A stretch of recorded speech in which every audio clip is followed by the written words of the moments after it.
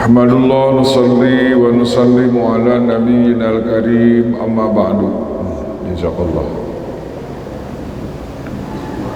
Faqala rabbi shrah li sadri wa yassir li amri wahlul 'uqdatam min lisani yafqahu qawli. Rabbana iftah bainana wa baina qaumina bil haqq wa anta khairul fatihin.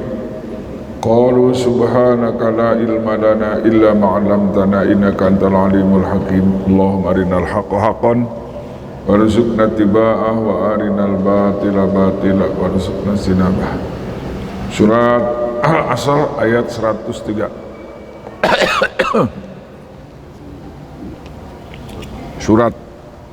Surat nomor 103 ayatnya 3.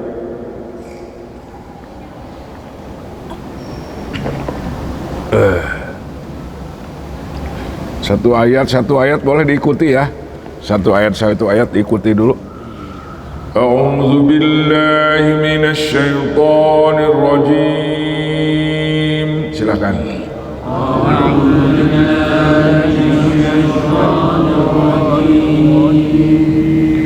Bismillahirrahmanirrahim.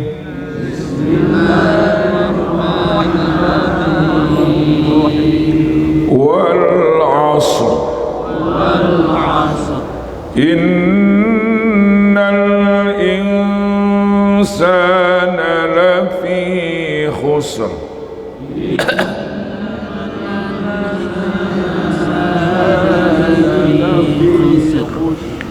Illa alladhina amanu wa 'amilus solihati wa tawasaw bil haqq. Illa alladhina amanu wa 'amilus solihati wa tawasaw bil haqq wa tawasaw bil haqqi wa tawasaw bis sabr.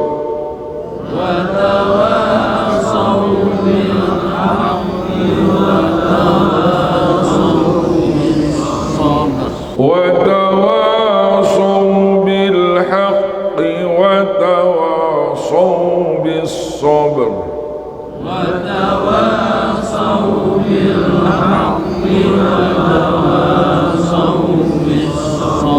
صدق الله العلي العظيم. صدق الله العلي العظيم. Aku berlindung dulu, aku berlindung kepada Allah. Aku berlindung kepada Allah dari godaan setan yang terkutuk. Aku berlindung dari godaan setan yang terkutuk. Dengan nama Allah yang Maha Pengasih lagi Maha Penyayang. Demi masa, sungguh manusia berada dalam kerugian, kecuali orang-orang yang beriman dan mengerjakan kebajikan serta saling menasihati untuk kebenaran dan saling menasihati untuk kesabaran. Shadaqallahul azim. Maha benar firman Allah. Alhamdulillah. Jazakallah. Orang tua masih semangat. Hebat. Terima kasih. Bismillahirrahmanirrahim.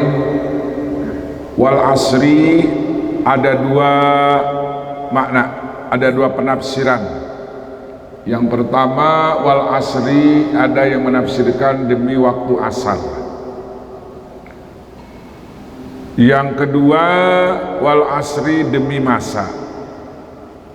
Yang ketiga, demi waktu setelah zawal sampai maghrib. Jadi dalam Jalalain ini, wal asri ini ada tiga pendapat. Yang pertama, ad-dahru, demi masa. Yang kedua, demi waktu setelah zawal, setelah lingsirnya matahari dari zuhur ke asar. Kiai, ini di sini tafsirnya semua manusia kelak akan celaka di akhirat, yang mana? Yang dulu berani nih. Belum waktunya tanya jawab. Au sholatil asri, atau yang ketiga penafsiran daripada tafsir Jalalain demi waktu asar. Nanti ya setelah itu Bapak boleh tanya. Sekarang bukan waktunya. Harus bertanya. Innal insana, sesungguhnya manusia. Innal insana, sesungguhnya manusia, lafi khusrin, yakin di dalam kerugian. Fi tijaratihi, dalam usahanya. Fi tijaratihi, dalam usahanya. Illal ladzina amanu, kecuali orang-orang yang beriman. Illal ladzina amanu, kecuali orang-orang yang beriman. Wa amilus solihati, dan beramal soleh. Falaisu, maka mereka tidak akan fi khusronin, dalam kerugian. Wa tawasau, dan saling berwasiat mereka, awsau ba'duhum ba'do, saling mewasiat sebahagian mereka kepada sebagian yang lain, bil haqqi ay bil iman. Dalam jalan lainnya bil haqqi ay bil iman, wasiat dengan iman. Wa tawasau bis sabri, dan mereka saling wasiat dengan sabar, ala taati, untuk menghadapi taat. Wa anil maksiati, dan menghindari maksiat. Itu sekian tafsir Jalalain ya, tafsirnya. Hadirin kaum muslimin, itu Pak Ridwan pakai tafsir apa Pak?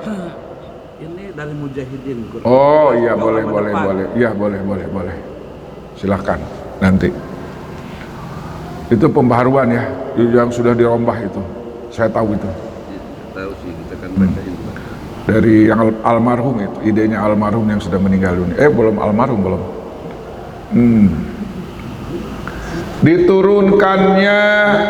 Diturunkannya di Mekah, au madaniyatun, atau di Madinah. Salasu ayatin, jumlahnya 3 ayat. Oke.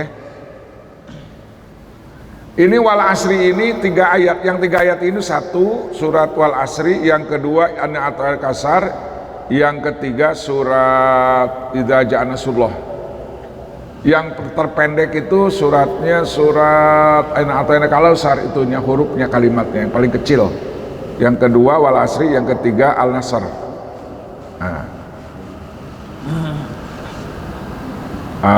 Al-fathu an-nasr. Hadirin kaum muslimin, ini tertarik sebenarnya kalau kita lihat dalam tafsir Ibnu Katsir. Ada orang yang ingin menandingi Al-Quran karena dia ngaku seorang nabi yang dikatakan nabi palsu. Jadi nabi palsu itu setelah nabi sudah ada. Pas meninggal dunia, nabi palsu sudah muncul. Namanya Musailimah al-Kadzdzab. Nah, itu paling lucu, jahat itu, lucu dan jahat ya, konyol lagi. Nah, ada seorang Amr bin As datang kepada Musailimah al-Kadzdzab menyampaikan bahwa Rasulullah menurunkan surat wal asri. Itu wal asri, coba lihat, wal asri ujungnya ro ya. Innal insana lafi khusri, ujungnya ro juga. Kemudian watawasaw bil haqqi watawasaw sabri, ujungnya ro juga.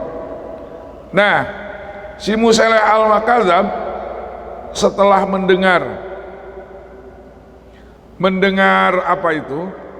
Mendengar surat Al-Asri, dia juga memikir sejenak mau bikin tandingan surat itu. Apa yang dia bikin? Ya wabri, ya wabri. Tuh, tungtung narok kan?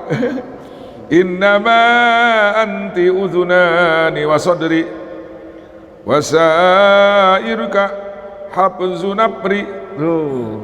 Itu karangan siapa? Musailimah al-Kadzdzab. Masya Allah. Artinya, hai kelinci, sesungguhnya engkau hanyalah 2 telinga dan dada, sedangkan anggota tubuhmu yang lain kecil mungil. Itu karangan siapa? Musailamah Al-Kadzab, ingin menandingi surat wal asri. Ujungnya ro semua. Kemudian Musailamah berkata, bagaimana menurut pendapatmu hai Amr? Maka Amr menjawab, demi Allah, sesungguhnya engkau benar-benar mengetahui bahwa aku pasti meyakinimu sebagai pendusta. Nah, ini cerita dalam Ibnu Katsir ya. Penulis mengatakan bahwa ia pernah melihat kitab yang berjudul Musawil Akhlak, karya tulis Abu Bakar Al-Kharati, menyebutkan dalam juz kedua sesuatu dari kisah ini atau yang lebih mendekatinya. Al-Wabr artinya kelinci. Bagian yang paling menonjol darinya adalah sepasang telinga dan dadanya. Sedangkan anggota tubuh yang lain kecil mungil lagi jelek. Maka Musailamah Al-Kadzab bermaksud menyusun igoannya ini untuk menandingi Al-Quran. Akan tetapi hal tersebut tidak mampu mempengaruhi penyembah berhala di masanya, dan tidak pula dapat mengelabuinya. Subhanallah. Imam Tabrani menyebutkan melalui jalur Hamid ibnu Salamah dari Sabit dari Ubaidillah bin Habs yang menceritakan bahwa dahulu pernah ada dua orang sahabat Rasulullah SAW. Apabila keduanya bersua satu sama lainnya, maka keduanya tidak berpisah sebelum salah seorang membaca surat Al-Asr kepada yang lainnya sampai akhir surat. Lalu baru seorang mengucapkan salam kepada yang lainnya selama perpisahan. Jadi hadirin kaum muslimin, ini surat Al-Asr ini dulu saya waktu sekolah SD, sekolah madrasah, sebelum pulang ada persiapan, siap menghormat guru dan siap membacakan wal asri baru pulang. Itu saya waktu SD umur kira-kira tahun 68 baru, tahun 70 baru lulus. Tahun 70 baru lulus saya SD. Itu setiap sebelum pulang dari sekolah itu diharuskan untuk membaca surat wal asri itu. Mungkin bapak-bapak pengalamannya ada yang sama dengan saya ya. Ada yang sama mungkin. Nah, ini kekaguman Imam Syafi'i terhadap Al-Quran, terhadap surat Al-Asri. Imam Syafi'i rahimahullah alaihi mengatakan bahwa seandainya manusia merenungkan makna surat ini, niscaya surat ini akan membuat mereka mendapat keleluasaan.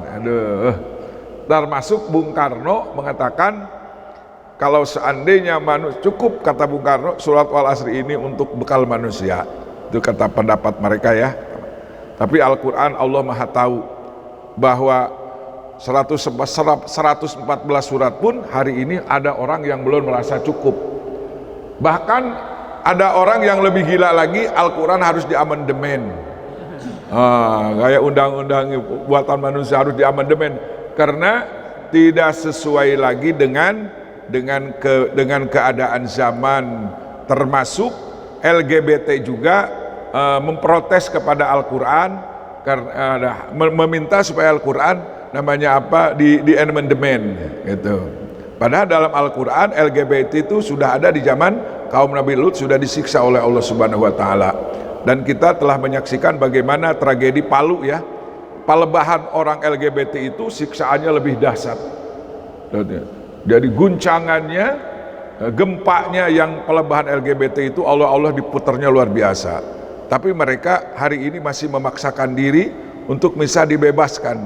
LGBT itu minta disahkan. Na'udzubillahi min zalik. Dan kita berdoa sebelum kita mentadabbur surat Al-Asri, kita berdoa mudah-mudahan ternyata Kabupaten Bogor ini dihujanin banjir ya, digenang air. Saya lihat di video bagian dari Banten juga, di mana tuh di Sajera, di Parung Sapi, di Banar, kemudian Katulampa, pokoknya Kabupaten Bogor sampai Kabupaten Lebak mendapatkan musibah banjir. Malamnya api ke atas, panah api ke atas, pagi-paginya di turunan air. Masya Allah. Kalau dibalas dengan api lagi bahaya ya. Malamnya dia menembakkan api, menembakkan apa namanya itu? Petasan api, ya, kembang api di atas. Kira-kira berapa miliar malam kemarin tuh yang dibakar? Masya Allah, ya. Tapi Allah Maha Kasih Sayang. Kalau dibalas dengan api, angus kita. Tadi balas dengan air. Masih sayang Allah Ta'ala sama bangsa Indonesia ya. Nggak dihujanin api, Masya Allah. Budaya, keyakinan, budaya. Kita ikut budaya mereka. Allahu Akbar.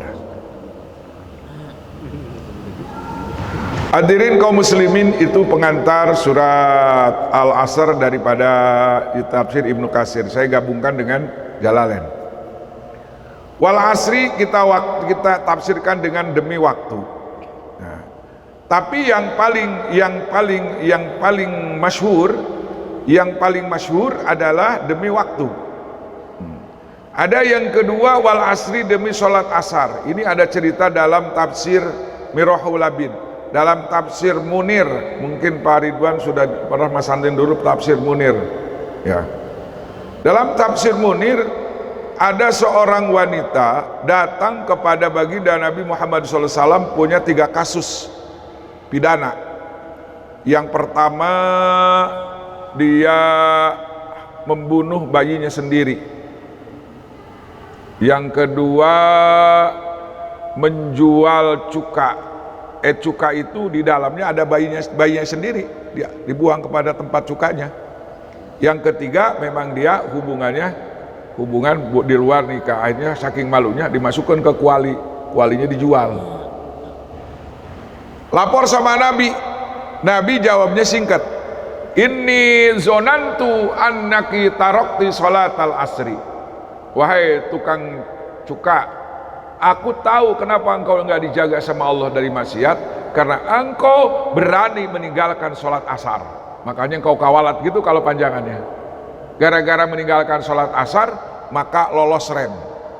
Tahu nggak lolos rem? Hubungan di luar nikah berani, membunuh berani, menjual cuka berani. Jadi 3 kasus.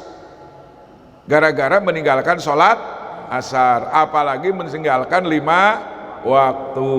Astagfirullah Rabbal baraya, astagfirullah minal khotoya, astagfirullah Rabbal baraya, astagfirullah minal khotoya. Demi waktu. Demi waktu setelah zawal sampai maghrib, ada 3 ya. Kemudian langsung innal insana lafi khusr. Al insan, maknanya manusia, jenis manusia. Ternyata bapak-bapak, makna manusia ini bukan al insan saja bapak-bapak, ada annas, maknanya manusia, basyarun manusia. Anasia manusia juga, jamaknya dari unasun. Unasun yatatahharun. Unasun itu jamak daripada nas. Jadi ada basyarun, ada insanun, ada nasun. Maknanya sama manusia. Cuman kalau basyarun hubungannya dengan biologi ya, dengan sifat basyarun. Kalau insan hubungannya dengan sifat manusia. Biasanya begitu, tapi enggak sih. Innal insana ay jinsul insan, jenisnya manusia, lafi khusrin, yakin pada umumnya di dalam kerugian. Jadi di sini kalau ada dalam bahasa pesantren ini alnya istighraqiyah lil jinsi. Termasuk salah umumis salam. Nanti dalam kitab Ummul Johar Maknun ada umumis salam, 8 umum di salam. Di salam itulah kalau bahasa perlombaannya namanya disalib. Padahal disalib ya, salam. Disalab itu dikecualikan. Bukan solib, kalau solib disalib kusod, ini mesin. Awas. Ada umumis salab, ayat salabil umum di sini umumis salab. Pada umumnya manusia itu dalam keadaan rugi. Pitijarotihi, dalam usaha hidupnya. Tijaroh itu bukan bisnis materi aja. Orang jadi jurkam juga tijaroh, usaha. Juru kampanye apa? Bisnis apa? Bisnis tim sukses. Tim sukses supaya jadi gubernur, supaya jadi bupati, itu tijaroh, sebab mendapatkan uang. Itu namanya bisnis. Cuman bisnis di dunia ini ada bisnis yang membawa bisnis yang bangkrut, ada bisnis yang tijarotan lantaburo, bisnis yang tidak akan pernah bangkrut. Tiga kemarin sudah dibahas ya. Baca Quran, mendirikan sholat, infak fisabilillah, itu tijaroh yang tidak akan pernah bangkrut. Di sini bahasanya tijarah itu dalam usaha mereka itu pada umumnya rugi. Banyak sekarang. Fir'aun berusaha keras 400 tahun mempertahankan kekayaannya, mempertahankan kerajaannya, sampai dia dinobatkan sebagai apa? Sebagai Tuhan. Jangan sampai ada yang kudeta. Itu usaha mereka itu sampai beraninya Fir'aun itu ngaku jadi Tuhan. Berapa tahun kampanyenya Ki Haman dalam tafsir Sawi Pak Ridwan, 40 tahun kampanye Ki Haman supaya Fir'aun disebut pangeran, agar supaya Fir'aun disebut Tuhan. Ana rabbukumul a'la. Allahu Akbar. Tidak berani, tidak nurut, dipencit. Bahkan sebelumnya lahir bayi yang diramalkan oleh dukun, kata dukun tahun ini ada lahir laki-laki yang akan menumbangkan kerajaan kamu Firaun. Maka Firaun memutuskan untuk menyembelih bayi-bayi pada tahun itu yang melahirkan laki-laki. Yuzabbihuna abna'ahum wa yastahyuna nisa'ahum. Waktu 1 tahun dipakai menyembelih bayi-bayi Bani Israel itu dalam keadaan rugi waktunya.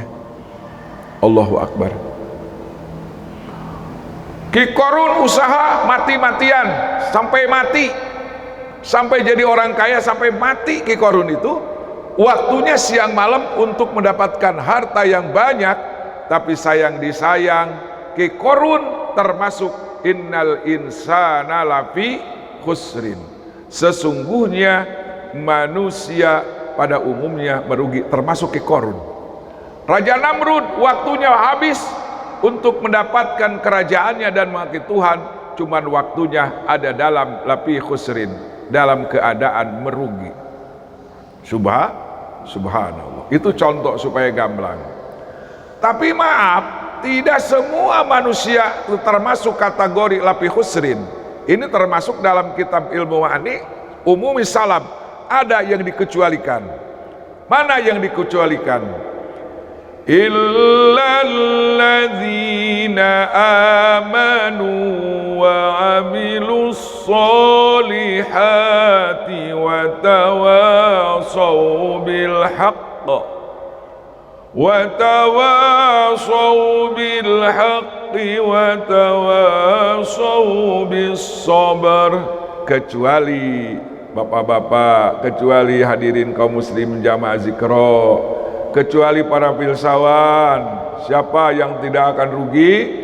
Illalladzina amanu wa amilus solihat, kecuali orang-orang yang beriman dan beramal soleh. Mudah-mudahan tadi orang sholat subuh berjamaah termasuk iman dan amal soleh. Karena orang yang sholat subuh berjamaah itu ada 3 kabar gembira disaksikan oleh 2 kelompok malaikat, malaikat malam dan malaikat siang. Yang kedua, orang yang mendapatkan sholat berjamaah subuh sama dengan sholat sunat semalam suntuk. Masa itu dalam kitab Riyadhus Shalihin Pak Peri ada. Yang ketiga, orang yang sholat berjamaah subuh kana fi dzimmatillah, ada di dalam jaminan Allah. Itu yang tidak akan rugi, justru mendapatkan keuntungan. Illalladzina amanu wa amilu sholihat. Bagaimana orang yang mendapatkan sholat sunat 2 rakaat jadi orang kaya, Bapak? Jadi kita harus bernikmat, syukur nikmat kepada Allah bahwa kita telah mendapatkan amalan yang lebih hebat daripada dunia dan isinya. Apa? Sholat fajar 2 rakaat. Sholat sunat fajar itu ternyata pahalanya kalau dilihatkan lebih hebat daripada dunia dan isinya. Kalau dunia ini Masya Allah, mobil, sekarang mobil mahal, mobil mewah, mau rumah mewah, kebanjiran, ada yang palit, palit hanyut. Mobil-mobil mewah, kasihannya saya itu dapat kreditan itu, Masya Allah. Coba kalau dapat kreditan baru sebulan, hanyut bagaimana coba itu. Bang rugi. Memang air riba mah, kalau sisi riba mah sudah diponis dalam Al-Quran, yamhaqullahu riba. Bukannya rugi, orang yang bermuamalah riba itu bukan rugi, bukan, tapi yamhaqu, akan digilas, akan dihancurkan seperti dihancurkannya kacang yang ada di tukang goreng, yang tukang pecel itu, itu yamhaqu. Itu pemakan riba itu seperti kacang digiras, gitu, hancur. Yamhaqullahu riba. Maka caranya Allah dengan pertama dihancurkan jiwanya dulu, sarafnya, sehingga tidak bisa membedakan antara hak dan batil. Orang yang sudah terjangkit, sudah menghalalkan riba, tidak akan menerima nasihat orang lain, dan dia cenderungnya berbuat jahat. Matanya akan jahat, mulutnya akan jahat, dan sedekahnya tidak akan diterima oleh Allah Subhanahu wa Ta'ala.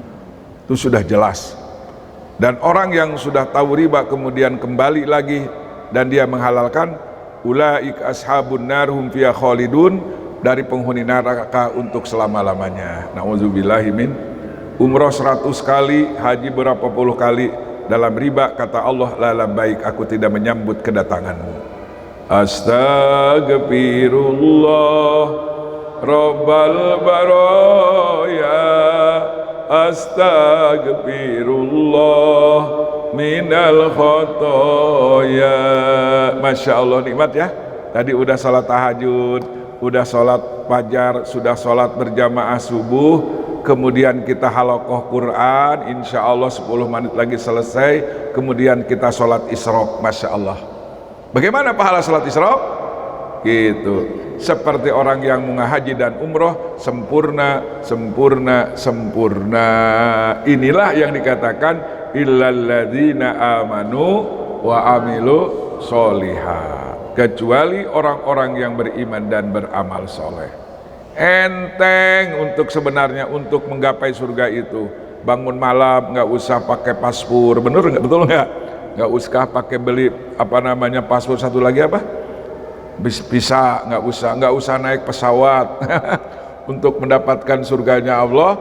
Ngambil air wudhu tengah malam, sholat tahajud, istighfar, mohon kepada Allah, baca subhanallah walhamdulillah, baca Al-Quran, itu mendekat kepada Allah. Jika engkau dekat, Allah pun, jika kita dekat, Allah pun dekat. Jika kita jauh, Allah pun jauh. Di mana pendekatan manusia? Sujud pada waktu malam, insya Allah.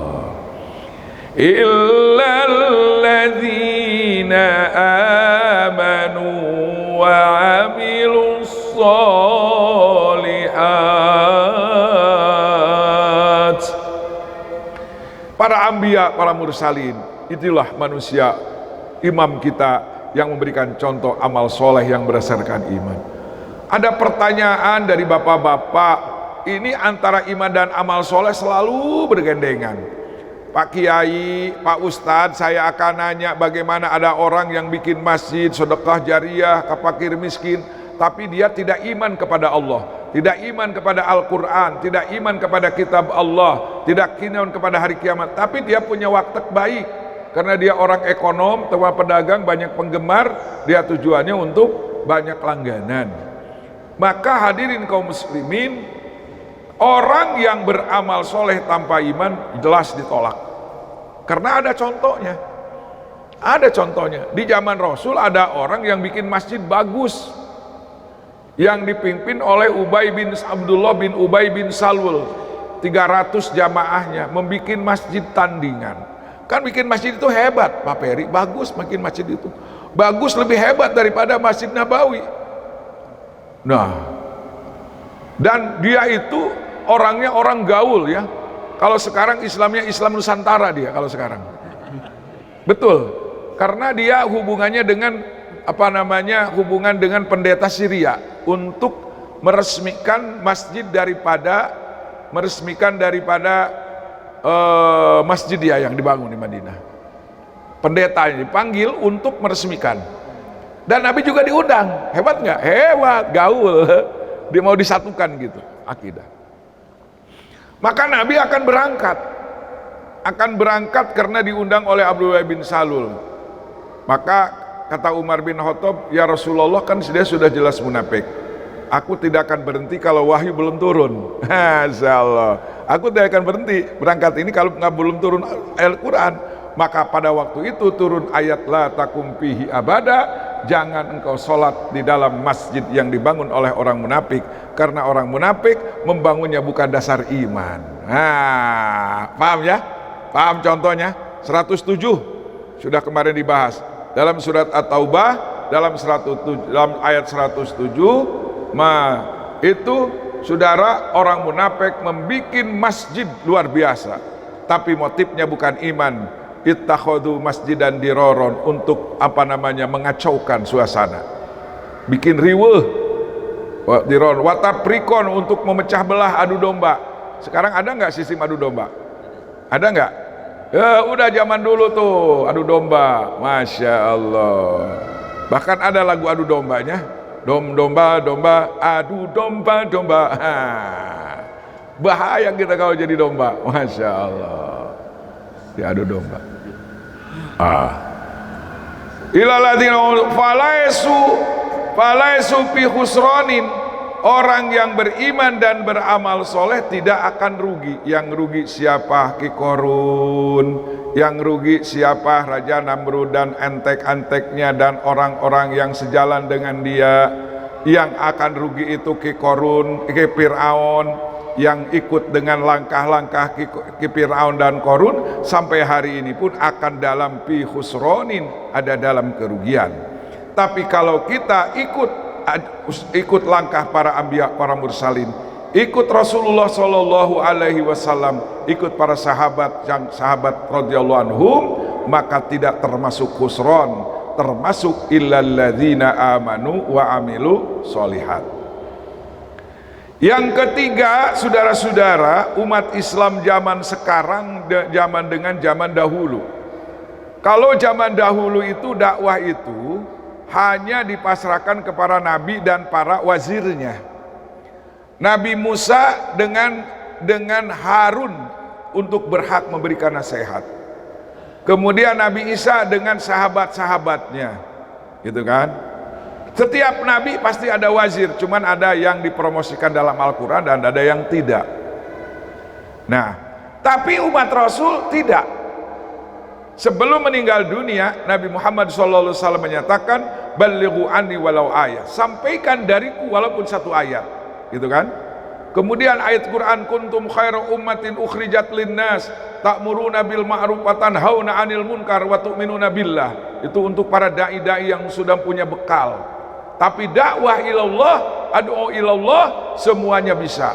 Orang tuli bisa ngajak sama orang tuli pakai bahasa bahasa tangan ya, tunarungu gitu. Kemudian orang buta bisa juga pakai berayal. Allahu Akbar. Saling menasehati, tugas kita. Saling mengajak, saling nasihat menasehati, itu tugas umat baginda Rasulullah Shallallahu Alaihi Wasallam. Kalau kita diam, maka akan terjadi seperti sekarang. Kemaksiatan merajalela, idza dhaharatil bidah fasakatal alim fa'alai la'natullah. Apabila bid'ah sudah merajalela, Islam sudah disamakan dengan agama yang lain, itu bid'ah namanya. Islam agama itu sama, yang penting baik hatinya, semuanya sama dan akan masuk surga. Ada orang yang mengatakan di YouTube, dipiralkan itu, yang penting beramal soleh, manusia pasti akan masuk surga.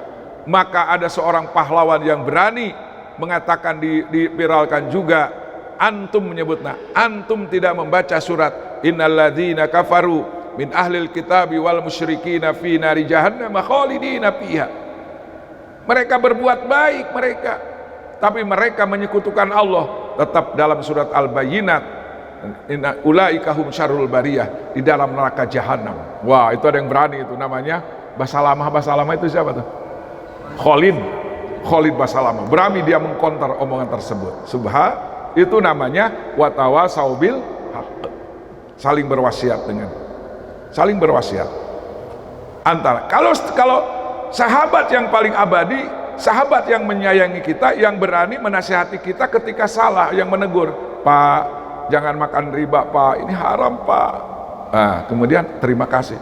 Kalau begini, lu masing-masing aja, lu gue EGP emang juga pikirin, nah itu bahaya itu.